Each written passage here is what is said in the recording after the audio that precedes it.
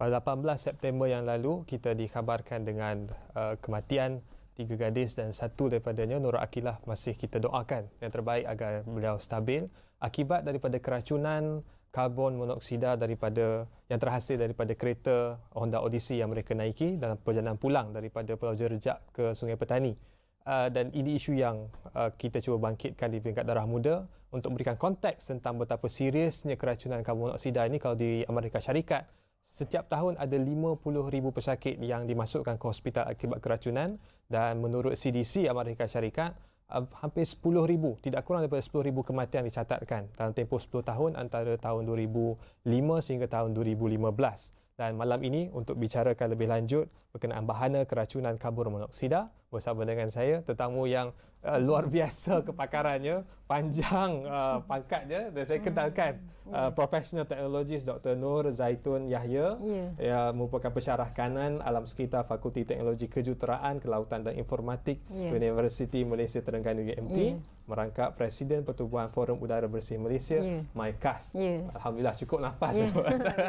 So Dr, di awal ini bersebut tentang keracunan karbon monoksida, kita nak faham dulu tentang karbon monoksida itu sendiri, gas itu sendiri, datang daripada mana, semua jadi, ataupun kalau dalam kes keracunan kenderaan ini, adakah memang wujud dalam kereta setiap hari kita naik kereta, ataupun kerana kita duduk gatai-gatai, usik-usik, akhirnya terjadi. Okey, Irfan, baik. Bismillahirrahmanirrahim. Assalamualaikum warahmatullahi wabarakatuh para pendengar. Khususnya slot ni saya difahamkan untuk muda. Ya, orang muda semua. Saya kena rasa muda lah. Ya.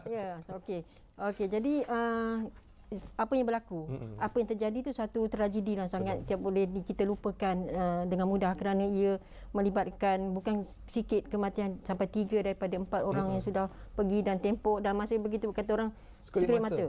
Dan saya difahamkan tadi perjalanan mereka balik, kalau kita tengok pada kes itu, hanya perjalanan daripada Pulau Jerjak ke Sungai Petani. Itu saya rasa mungkin dalam 1.5 jam ke 2 jam perjalanan, dan saya difahamkan driver masa mual dan juga mengantuk, dan dia berhenti di Shell minyak, dan akhirnya tutup dan tidur, tutup tingkap, aircon dan sebagainya on, dan ditemui dalam keadaan yang tidak sedar diri dan sebagainya.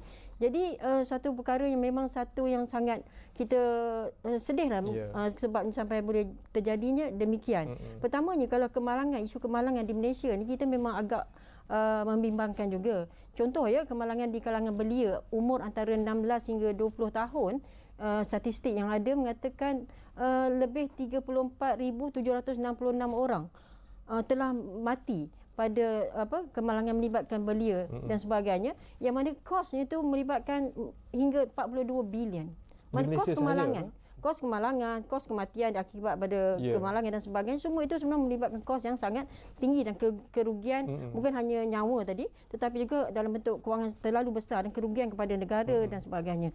Jadi berbalik pada itu, di sumber Irfan tanya tadi, sumbernya di mana? Sebenarnya kalau bercakap dalam konteks dalam kenderaan itu sendiri, apa saja maknanya bahan pencemar yang ada di dalam kenderaan itu, memang sebenarnya datangnya daripada dalam confine. Dia adalah soalannya dalam confined space, ruang yang tertutup.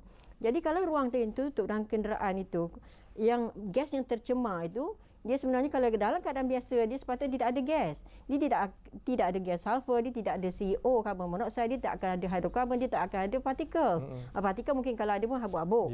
Tapi yang gas CO ni, sebenarnya CO adalah akronim kepada karbon monoksida.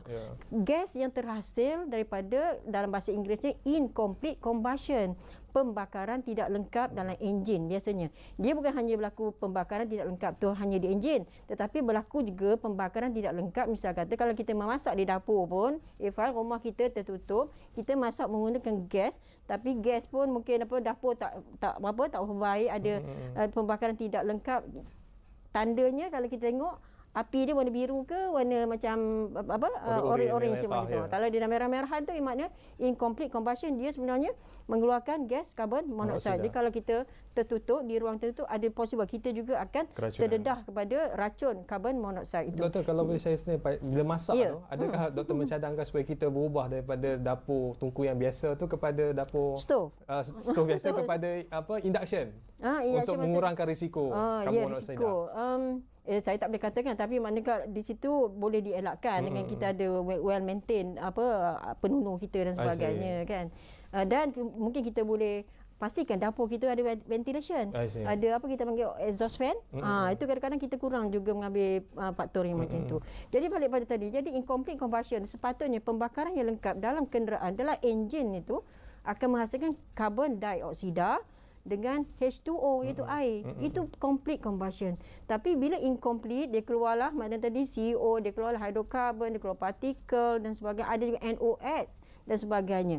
Tetapi sistem kenderaan ringkas sistem enjin itu dia ada sebelum exhaust kita panggil tailpipe emission, kita panggil sebelum dia ke tailpipe tu dia ada catalytic converter. Semua mesti ada melalui itu kenderaan yang baru. Model yang baru. Model yang baru. Tapi saya rasa yang kes tadi saya dengar kenderaan tu Honda Odyssey. Itu mesti ada catalytic converter yang maksudnya yang lama yang tak ada catalytic converter tu mungkin zaman bapak saya, zaman ayah saya punya kereta lama-lama dulu, Morris Minor, Mercedes yang lama-lama. Kan tak ada bukan awak. Zaman Irfan ni anak muda kata yang tadi tu memang dah semua kereta canggih-canggih ada tu. Maksudnya ada catalytic converter sepatutnya bila ada catalytic converter dia akan convert all the pollutant tadi, terutama CO, dia akan convert kepada CO2 plus H2O. Jadi bila keluar tu bersih. Ataupun sekurang-kurang dia akan menurunkan kepekatan CO tersebut. Tetapi itu yang berlaku di kata-kata bahagian sistem exhaust terus keluar. Tapi yang berlakunya sekarang ni bagaimana dia boleh masuk ke dalam kawasan kompartmen tu, tempat driver dan sebagainya. Jadi mungkinkah ada berlaku leakage dan sebagainya.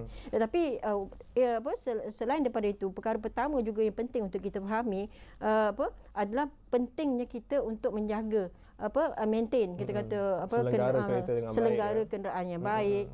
Misal kata maknanya kita kena ada berkala lah. Berkala semak, bukan hanya ialah orang muda kadang-kadang hanya tahu bawa dia. Tukar exhaust bagi bunyi sedap sikit. Maafkan saya. Tak ada masalah. Saya pun dekat luar sana anak saya ada 6 orang kan pun usia Irfan ni. Sebenarnya kalau kereta itu nak diselenggara, kita dah selenggara, kita dah cuba maintain sebaik mungkin, tapi ada tak cara untuk kita pastikan dari masa ke semasa kita nak tahu sebenarnya ada leakage ataupun tidak? Di Malaysia ni sebenarnya kita kalau di Malaysia kita hanya emission testing tu hanya sekali semasa kenderaan tu baru keluar daripada kilang. Ataupun kalau kereta saya tu baru sampai daripada England nak masuk ke Malaysia nak register, kita buat tu di apa tahu di Puspakom Puspakom. Tapi di negara maju, contoh di England, setiap tahun kita mesti buat MOT testing. MOT ni adalah dia nak test kenderaan itu, semua aspek. Semua aspek termasuklah tadi banyak mana gas yang emission dia tu within standard ataupun melebihi tahap yang seterusnya untuk memperbaharui lesen. Lesen kenderaan. Kalau tidak ada itu without MOT certificate tak boleh nak renew road tax kereta. Jadi sebab itu kawalan di negara barat, terutama di Inggeris, saya sentuh sikit, bagaimana kawalan mereka sangat baik sehingga pada hari ini air pollution index tu parameter dia tidak termasuk CO. Sebagai saya sudah semak betul-betul. Ya tidak masuk CO. Ya doktor, di paparan kita ini antara apa yang dibuat di United Kingdom sekarang ini, iaitu ada smoke and carbon monoxide alarm pada tahun 2015 lagi. Ada antara regulasi yang ditetapkan ialah perlu ada pemasangan pengesan karbon monoksida.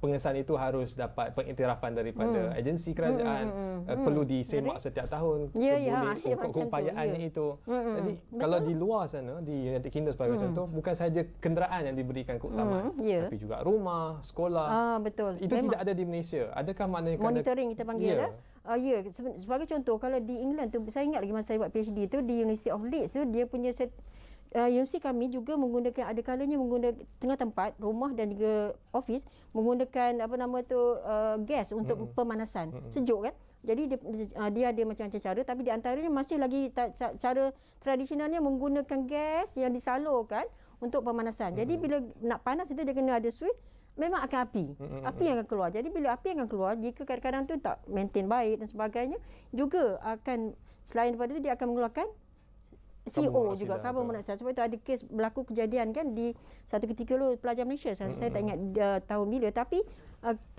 meninggal disebabkan terhidu gas beracun dalam sebab dia tertutup kan dalam bangunan. Kalau di Malaysia aircon ada kemungkinan keluar. Aircon tidak ada. Tapi aircon tidak ada menggunakan sistem combustion. Kita tak ada bimbang sangat itulah.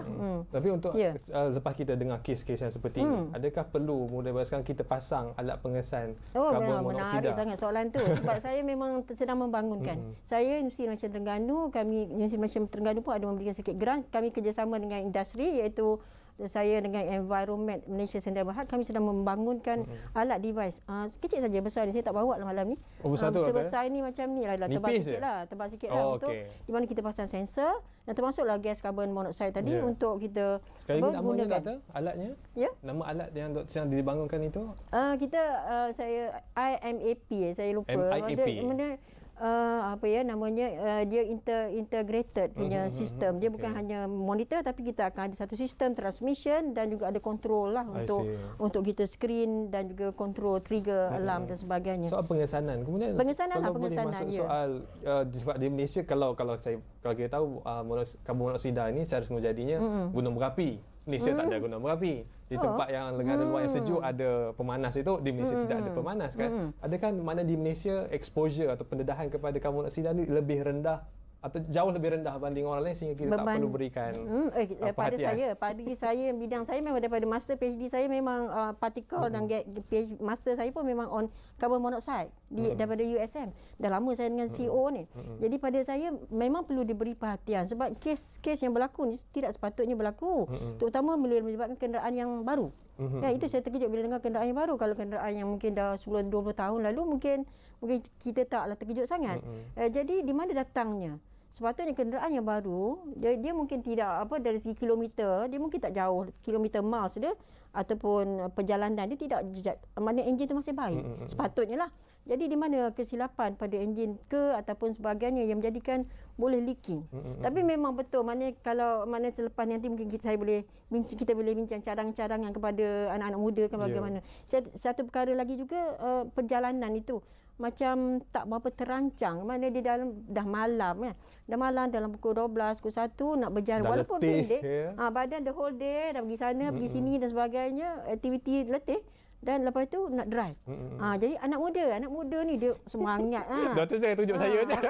Tunjuk ke kamera Doktor. Tunjuk anak saya tu, anak saya ada sana sini tu.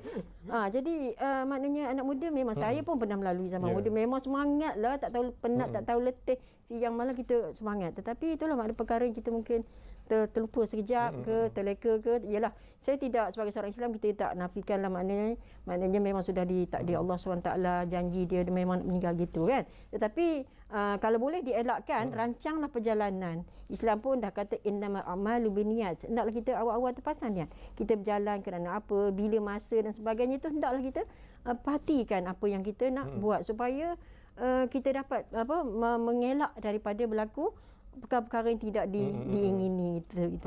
Dia berjalan, bukan saya bawa kereta tapi juga bas ekspres. Dan doktor sebut sebelum kita tadi bas ekspres pun ada risikonya. Mungkin doktor dikongsikan. Bagus sangat. Itu pun soalan yang baik. Sebab saya memang ada kajian. Pelajar master saya pun memang buat kajian dalam bas perjalanan yang bergerak. Mana kita ada, saya tak boleh sebutkan nama bas mana, tapi kita memang ada pasang beberapa alat yang UMT ada, kita pasang di dalam bas dan kita monitor, measure dan kita buat tracking lah dia punya pollutant, bahan pencemaran yang ada. Jadi adalah kala-kalanya ketikanya kita dapat ada pollutant tu yang tinggi, ada yang rendah dan kita dapati pollutant itu biasanya dia akan tinggi apabila di persekitaran bas itu tinggi. Maknanya contohnya dia daripada Kuala Lumpur, kata Kuala Lumpur ke bandar, lepas tu dia pergi ke Pantai Timur katalah. Jadi daripada Kuala Lumpur ni kata di mana? TBS TBS tu dia memang tinggi pollutannya. Tinggi sebab satu di sekitar pun di kawasan bandar banyak exhaust, banyak asap. Bila asap banyak di luar sana, jadi sistem aircon akan sedut kan masuk dalam, itu dah automatik dah. Aircon dia tak akan filter, dia tak akan menapis pollutan gas-gas, dia tak reti ya. Dia memang apa saja masuk dia akan sedut. Mungkin partikel kot dia tapis sikit. Partikel ada sedikit. Jadi apa yang masuk tu apa saja yang di luar. Jadi itu tinggi. Dan bila dia dah masuk lebuh raya dan sebagainya, partikel pollutan itu akan mula turun lah. Jadi kalau dalam konteks yang tadi sepatutnya kalau ada mengatakan mungkinkah yang driver hanya kata muntah, pening dan sebagainya, kalau secara teori sukar nak mengatakan sebab kalau kenderaan itu bergerak kan, bergerak, source of pollution tu daripada luar tu, dan highway malam lagi tak ada traffic jam, kita boleh kata macam pelik lah. Dia kalau daripada luar, source daripada luar, punca daripada luar tu kurang sepatutnya. Tapi mungkinkah daripada enjin? Itu soalan lah. Semua tentang bas. Saya perlukan sedikit lagi penekanan pencerahan sebab kita takut sebab saya pun balik kampung naik bas kan. Betul-betul. Adakah tinggi risikonya ataupun ada kaedah tertentu untuk memastikan kita tidak terdedah kepada gas karbon monoksida dalam bas ni dalam bas ni lain pula dengan kenderaan light vehicle ataupun kenderaan kereta ni kita panggil light vehicle, kenderaan ringan, dia menggunakan petrol, tapi bas tadi dia menggunakan diesel engine dan sebagainya yang menggunakan bahan yang lain, dan dia banyak mengeluarkan sulfur dan sebagainya ataupun hidrokarbon pun banyak juga dalam bas dan CO.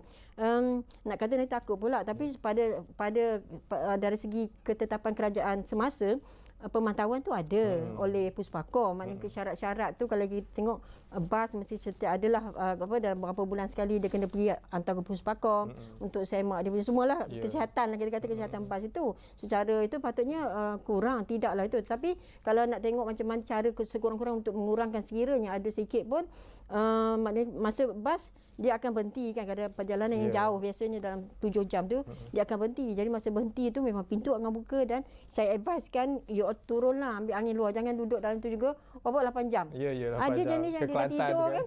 Dia dah tidur tak buka mata dah. Dia dah penat tadi, dia dah penat sana tadi dekat mana-mana, dia dah bas tempat tidur. Actually kalau ikutnya, kalau eloknya dia turun dan dapat fresh air. Bila fresh air, maknanya kita dapat oksigen yang cukup. Kalau kita duduk dalam tu, mungkin oksigen kadang-kadang oksigen sudah kurang. Yang banyaknya CO2. CO2 akan tinggi dalam bas tu sebab dah ramai sangat penuh. Penuh, dan aircon pun dia punya sistem, kita panggil di antara yang penting, faktor penting adalah airflow. Airflow tu ventilation dalam pengudaraan, dalam bas, pergerakan udara dia penting pergerakan. Macam kita dalam studio ni pun mesti udara mesti bergerak. Jadi kalau udara tu agak stagnan dalam bas, udara itu saja dipusing-pusing, jadi itu yang kadang driver pun boleh mungkin terlelap dan sebagainya. Ventilation Doktor. Orang sebut kalau nak tidur dalam kereta, buka tingkap sikit dah okey. Itu mitos ataupun tips yang boleh berguna? Kalau saya lah dengan anak saya, kalau mak ada anak saya kata dia nak keluar jam, mak okey, kalau saya tutup enjin terus, memang buka tingkap ataupun saya pun keluar sekali. Saya akan elakkan sama sekali. Jangan kalau saya rasa jangan sama sekali meninggalkan kenderaan dengan kadang-kadang kita rasa nak kejap kan. Tak naklah tutup enjin dan aircon. Tapi ada risiko di situ. Jadi kalau boleh kurangkan yang macam tu Apa lagi nasihat yang kita boleh bagi pada beliau, sebab kami sekarang seronok berjalan kan. Yalah, dah PKP ni kan.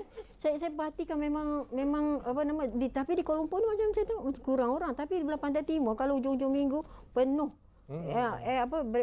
Homestay ke memang semua penuh. Mungkin sebab orang dah tak dapat nak ke keluar negara, dah terkepung di Malaysia. Tak boleh nak pergi ke Bandung. Malaysia tak boleh, mana tak boleh, Krabi lah pun. Krabi tak boleh. Jauh-jauh tu lagi lah. Tak boleh, jadi dia dalam. Jadi, sebab itu yang jadi kes yang kawan anak-anak tadi tu pun yang di Penang tu, dia berjalan in group. Saya rasa ramai yang macam tu. Jadi bila jalan group itu memanglah seperti mana saya syorkan supaya pertamanya mesti pastikanlah kenderaan itu.